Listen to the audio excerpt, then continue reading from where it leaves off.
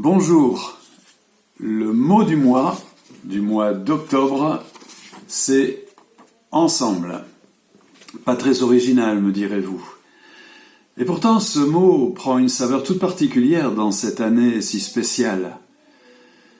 Je voudrais vous le montrer en parcourant ensemble le livre des Actes des Apôtres. C'est certainement le livre qui parle le mieux de la force de ce mot et des bienfaits qu'il peut apporter. Vous avez ce texte. Le jour de la Pentecôte, ils étaient tous ensemble. Notez bien, tous ensemble dans un même lieu. Cette année, avec le virus, nous avons découvert la possibilité d'être tous ensemble dans un lieu différent.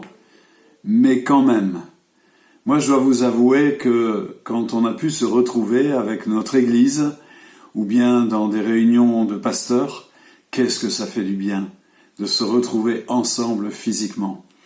Peut-être qu'on peut avoir ce danger, d'avoir apprécié, enfin ce danger, c'est une bonne chose de pouvoir utiliser les moyens vidéo modernes, mais ça peut aussi être un danger, oui, effectivement, de se dire finalement, je suis bien à la maison, je reste là, je vais ouvrir ma chaîne YouTube et assister au culte, mais c'est tellement mieux quand on peut être ensemble de manière présentielle, comme on a beaucoup dit cette année. Je crois que c'est le mot de l'année, ça, présentiel. Pour recevoir l'enseignement, pour la communion, pour les prières, ils étaient tous ensemble. Il y avait de la joie, de la simplicité. Ça, c'était la première église, et c'est bon d'être ensemble. Ensemble aussi pour recevoir un enseignement. Comme ça, tout le monde va à la même vitesse, on partage les mêmes choses, les mêmes trésors bibliques ensemble, en bénéficiant d'un même enseignement. Ensemble, dans la prière, on découvre dans ce texte-là qu'il y avait une heure de la prière. Donc il y avait une réunion de prière qui était programmée, et Pierre et Jean y montaient ensemble. Vous connaissez l'heure de la prière dans votre réunion, dans votre église? L'église vous attend. Elle a besoin de ses soldats pour prier, surtout quand il y a de l'opposition, quand il y a de l'adversité. C'était la première persécution. Et qu'est-ce qu'ils ont fait? Ils se sont mis tous ensemble pour prier. Pas pour prier que l'adversité s'en aille, mais pour que la puissance de Dieu se manifeste. Et il y a eu des miracles, des prodiges, ils ont été remplis du Saint-Esprit. C'est bon, et ça peut se faire quand on est ensemble, que l'Esprit de Dieu nous visite et nous renouvelle. Qu'est-ce que ça fait du bien. Ensemble, aussi, pour montrer qu'il y a une différence.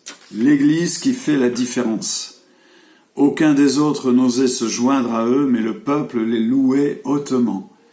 Le peuple les louait hautement. Il disait du bien de cet endroit où les chrétiens se réunissaient. Ils savaient qu'il y avait une différence. Il y avait de l'amour, il y avait de l'unité.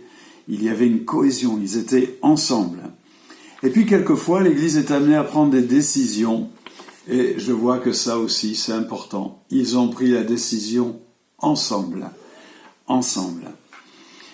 Alors, je vous laisse réfléchir là-dessus. Être ensemble, c'est si important. C'est si difficile pour l'être humain en général, et je dirais pour le français en particulier. On est tellement individualiste. On a tellement cette nature qui nous pousse à nous dresser les uns contre les autres, à critiquer l'autre, mais la Bible nous dit de le regarder avec humilité, avec encouragement, avec bienveillance. Si je regarde quelques définitions, l'étymologie c'est in simul, et ça veut dire en même temps. Au Moyen-Âge, ensemble voulait dire l'un avec l'autre dans l'étymologie. On l'emploie aussi pour parler de l'union des parties différentes dans un tout. Surtout en mathématiques, la théorie des ensembles. Union des parties différentes dans un tout. L'Église est un ensemble. On parle d'accord.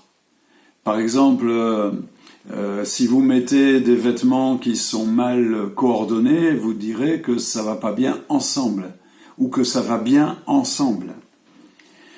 Vous connaissez l'adage qui dit « Seul on va vite. Ensemble, on va loin. Celui-là est très connu, mais j'en ai trouvé d'autres. Par exemple, celui-ci. Se réunir, c'est un début. Rester ensemble, c'est un progrès. Travailler ensemble, c'est la réussite. Martin Luther King, j'aime bien celle-là. Nous devons apprendre à vivre ensemble comme des frères, sinon nous allons mourir ensemble comme des idiots. Pas moi qui l'ai dit, c'est Martin Luther King. Et si vous connaissez l'auteur, l'écrivaine Anna Gavalda, elle dit « Ce qui empêche les gens de vivre ensemble, c'est leur bêtise, pas leur différence. » Alors je vous laisse sur ces réflexions et rappelez-vous, le jour de la Pentecôte, ils étaient tous ensemble dans un même lieu. Que Dieu nous bénisse. Merci de m'avoir écouté pendant quelques instants. Je voudrais quand même vous inviter à rester prudent.